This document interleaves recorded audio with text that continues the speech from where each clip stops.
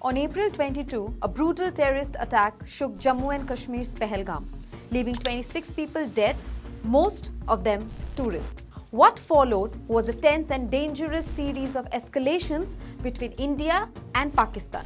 This video isn't about headlines or hyperbole. This is a day-by-day breakdown of what actually happened.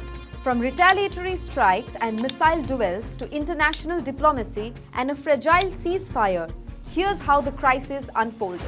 उनकी कल्पना से भी बड़ी सजा मिलेगी।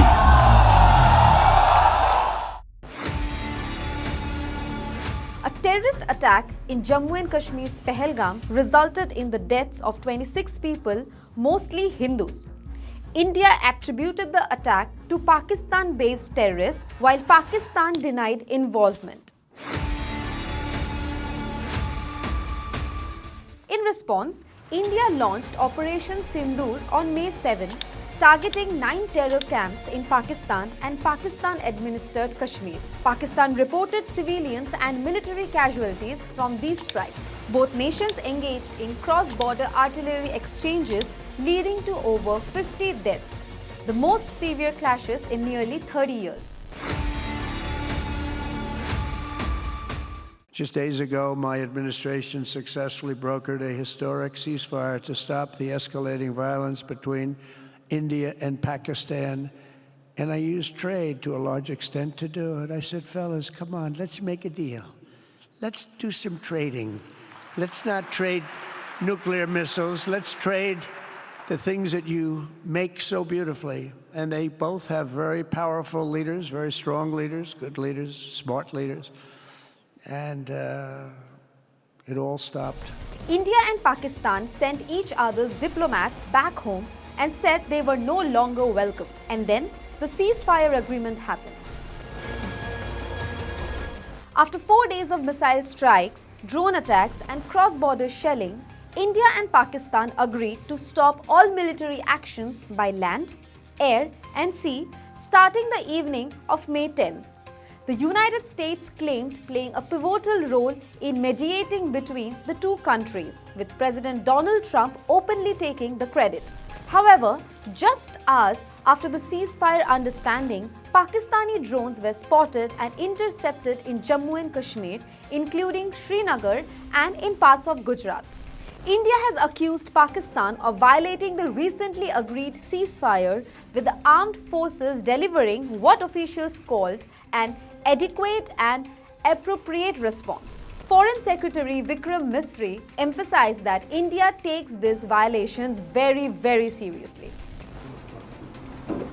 भारत और पाकिस्तान के डीजीएमओज के बीच जो पिछले कुछ दिन से चल रही सैन्य कार्रवाई को रोकने का समझौता आज शाम को हुआ था, पिछले कुछ घंटों से इस समझौते का पाकिस्तान की ओर से घोर उल्लंघन हो रहा है। भारतीय सेना जवाबी कार्रवाई कर रही है और इस सीमा अतिक्रमण से निपट रही है। ये अतिक्रमण अत्यंत ही निंदनीय है और पाकिस्तान इनके लिए जिम्मेदार है। हमारा मानना है कि पाकिस्तान इस स्थिति को ठीक से समझे और इस अतिक्रमण को रोकने के लिए तुरंत उचित कार्रवाई करे।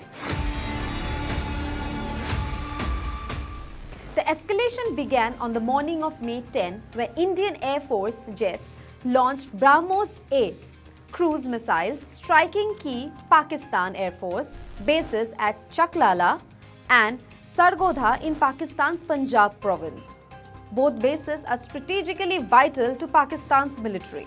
Later in the day, India confirmed additional strikes on Jacobabad, Bholari and Skardu after assessing damage through human and open source intelligence. Following the airstrikes, Indian intelligence intercepted emergency alerts across Pakistani defense networks.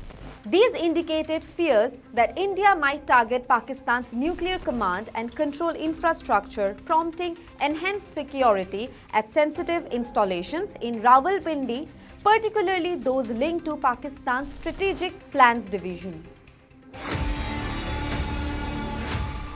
Concerned about the growing threat of escalation, Pakistan reached out to the US for intervention. US officials had reportedly been monitoring the situation and in response to the nuclear alert, pressured Pakistan to de-escalate immediately. By 3:35 p.m. on May 10, Pakistan's Director General of Military Operations, Major General Kashif Abdullah, called his Indian counterpart, Lieutenant General Rajiv Ghai, to initiate a ceasefire. The timing of the call was officially confirmed by Foreign Secretary Misri.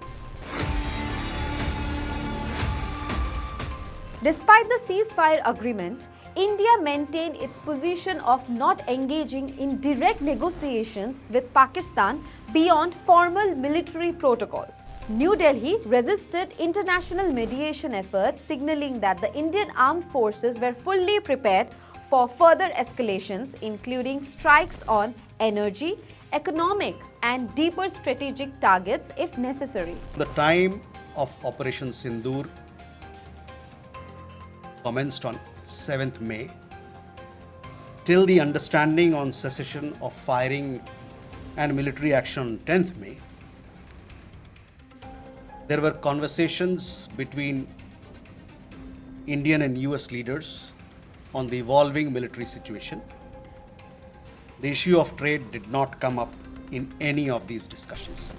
India also confirmed that all measures taken after the Pahalgam terror attack, including the temporary suspension of the Indus Water Treaty, would remain in place unaffected by the ceasefire.